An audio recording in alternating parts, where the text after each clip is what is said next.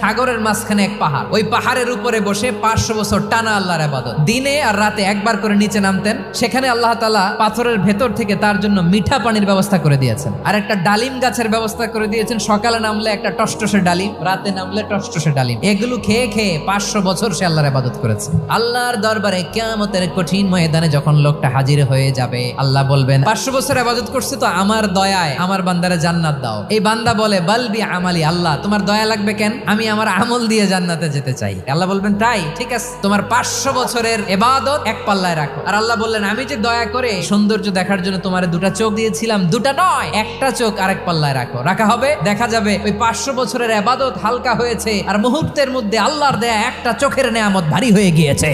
ফলাফল দেখো, হিসাব বলে তুমি এখন জাহান্নামে যাবা, যাও এবার জাহান্নামে যাও। এবার লোকটা কাচুমাচু করে বলে আল্লাহ এবার আমি বুঝতে পেরেছি তোমার দয়া ছাড়া দুনিয়ায় কেউ জান্নাতে যেতে পারবে না।